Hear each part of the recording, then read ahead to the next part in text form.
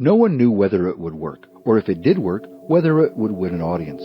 But when Disney ran a test in the summer of 1928, the results were unambiguous, as Disney described that first experiment. A couple of my boys could read music, and one of them could play a mouth organ. We put them in a room where they could not see the screen, and arranged to pipe their sound into the room where our wives and friends were going to see the picture. The boys worked from a music and sound effects score. After several false starts, Sound and Action got off with the gun. The mouth organist played the tune. The rest of us in the sound department bammed tin pans and blew slide whistles on the beat. The synchronization was pretty close. The effect on our little audience was nothing less than electric. They responded almost instinctively to this union of sound and motion. I thought they were kidding me, so they put me in the audience and ran the action again. It was terrible, but it was wonderful, and it was something new. Disney's then partner, and one of animation's most extraordinary talents, Ub Iwerks, put it more strongly. I have never been so thrilled in my life. Nothing since has ever equaled it. Disney had created something very new, based upon something relatively new. Synchronized sound brought life to a form of creativity that had rarely, except in Disney's hands, been anything more than filler for other films. Throughout animation's early history, it was Disney's invention that set the standard that others struggled to match, and quite often, Disney's great genius, his spark of creativity, was built upon the works of others. This much is familiar. What you might not know is that 1928 also marks another important transition. In that year, a comic, as opposed to a cartoon, genius, created his last independently produced silent film. That genius was Buster Keaton, and the film was Steamboat Bill Jr. Keaton was born into a vaudeville family in 1895. In the era of silent film, he had mastered using broad physical comedy as a way to spark uncontrollable laughter from the audience. Steamboat Bill Jr. was a classic of this film, famous for its film buffs and its incredible stunts. The film was classic, wildly popular, and among the best of its genre. Steamboat Bill Jr. appeared before Disney's cartoon style. The coincidence of titles is not coincidental. Steamboat Willie is a direct cartoon parody of Steamboat Bill. Both are built upon a common song as a source.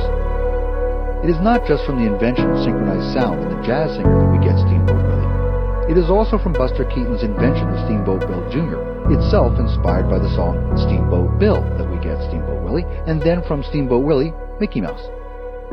This borrowing was nothing unique, either for Disney or for the industry. Disney was always parroting the feature-length mainstream films of his day. So did many others.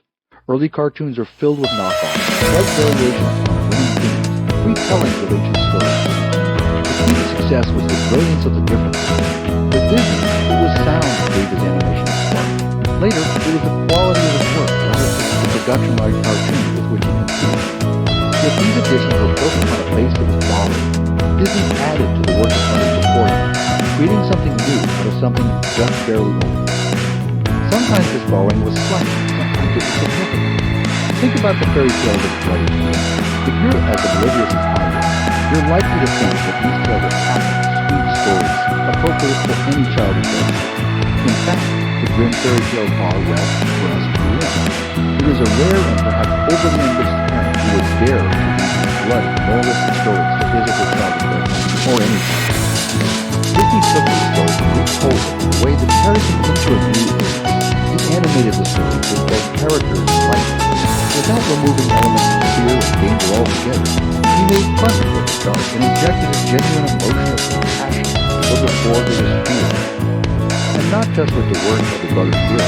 Indeed, the catalog of Disney works drawing upon the works of others is astonishing and set together.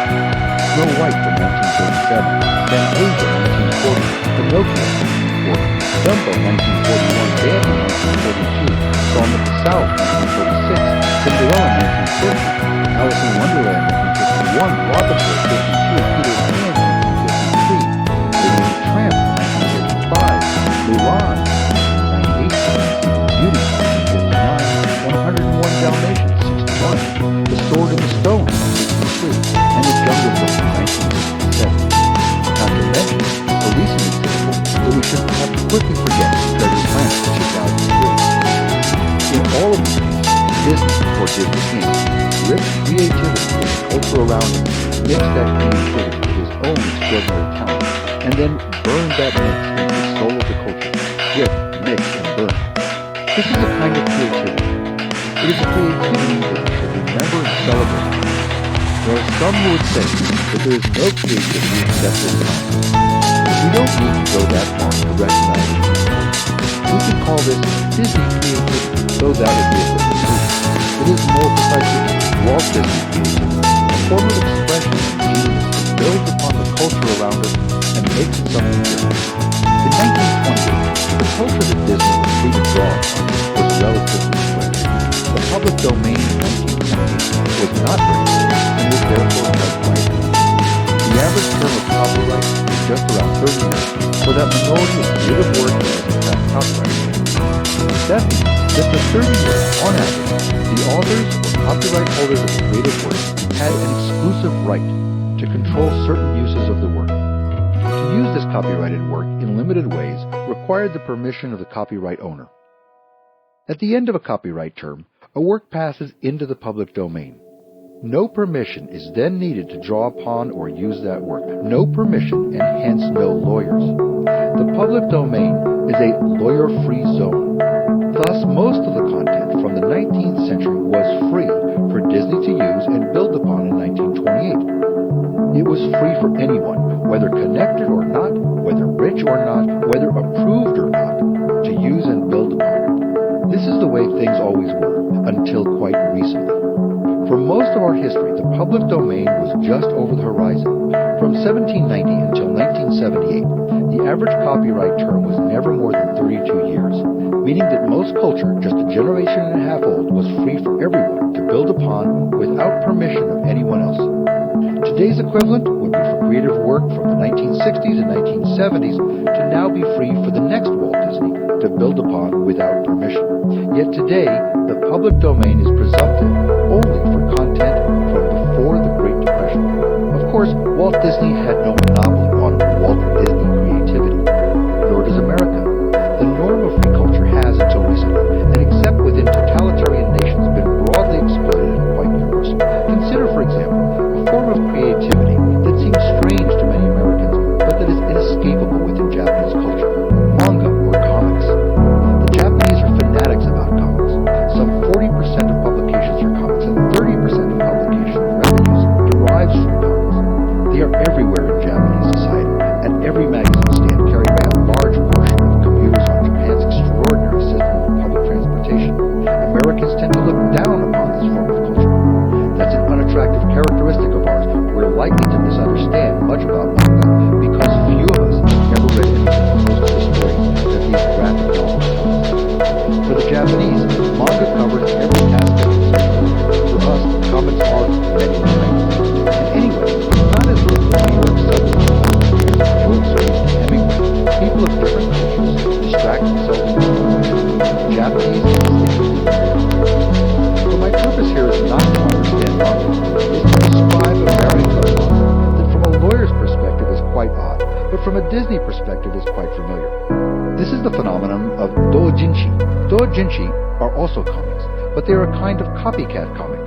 A rich ethnic governs the creation of doujinshi. It's not doujinshi if it's just a copy. The artist must make a contribution to the art he copies by transforming it, either subtly or significantly. A doujinshi comic can thus take a mainstream comic and develop it differently, with a different storyline. Or the comic can keep the character in character, but change its look slightly. There's no formula for what makes the doujinshi sufficiently different. But they must be different if they are to be considered true doujinshi. Indeed, there are committees that review doujinshi for inclusion within shows and reject any copycat comic that is merely a copy. These copycat comics are not a tiny part of the manga market. They're huge. More than 33,000 circles of creators from across Japan produce these bits of Walt Disney creativity. More than 450,000 Japanese come together twice a year in the largest public gathering in the country to exchange and sell them. This market exists in parallel to the mainstream commercial manga market. In some ways, it obviously competes with that market, but there is no sustained effort by those who control the commercial manga market to shut the doujinshi market down. It flourishes despite the competition and despite the law. The most puzzling feature of the doujinshi market, for those trained in the law at least, is that it is allowed to exist at all. Under Japanese copyright law, which in this respect, on paper, mirrors American copyright law, the doujinshi market is an illegal one. Doujinshi are plainly derivative works. There is no general practice by doujinshi artists of securing the permission of the manga creators. Instead, the practice is simply to take and modify the creations of others, as Walt Disney did with Steamboat Bill Jr. Under both Japanese and American law, that taking without the permission of the copyright owner is illegal. It is an infringement of the original copyright to make a copy of a derivative work without the original copyright owner's permission. Yet this illegal market exists, and indeed flourishes in Japan, and in the view of many, it is precisely because it exists that Japanese manga flourishes. As American graphic novelist Judd Winnick said to me, the early days of comics in America are very much like what's going on in Japan now.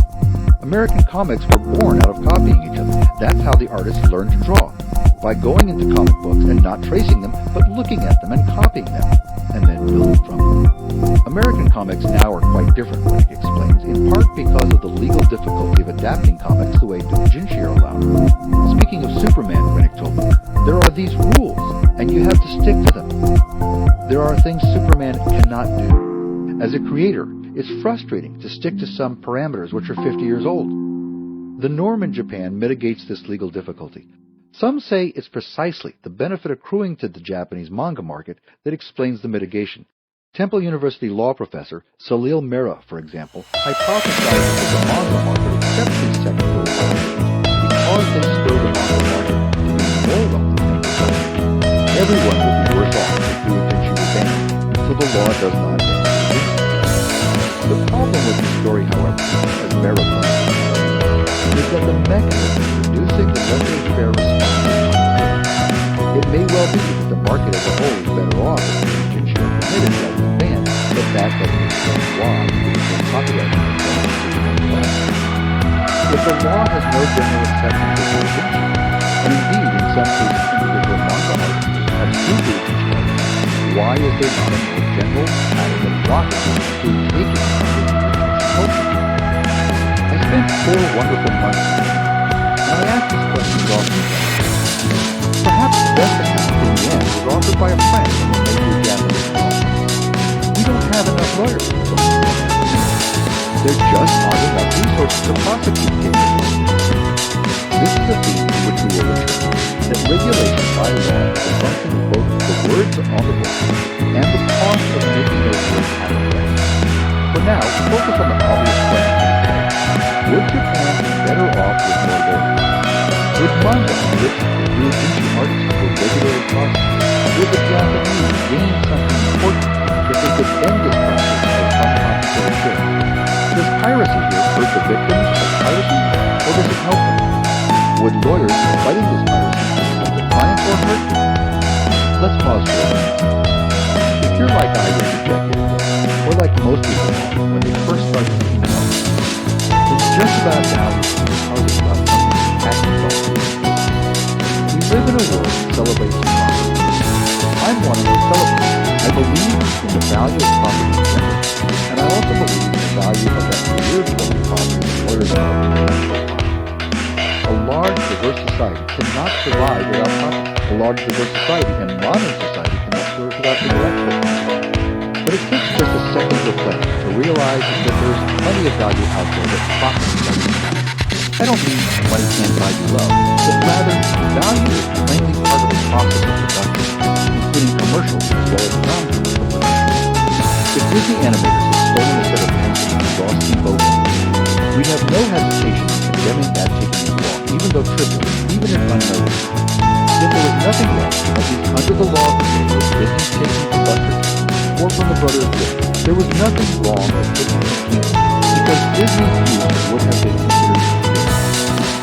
There was nothing wrong with the taking from the Grimm, because the Grimm was in the public domain. Thus, even though the things that Disney took were more general than things taken by anyone exercising moral business creativity or valuable, our tradition does not treat those takings as wrong. Some things remain free for the taking within a free culture, and that freedom is good. The same with the doujinshi culture. If a doujinshi artist broke into a publisher's office and ran off with 1,000 copies of his latest work, or even 1 copy, without paying, we'd have no hesitation in saying the artist was wrong. In addition to having trespassed, he would have stolen something of value. The law bans that stealing in whatever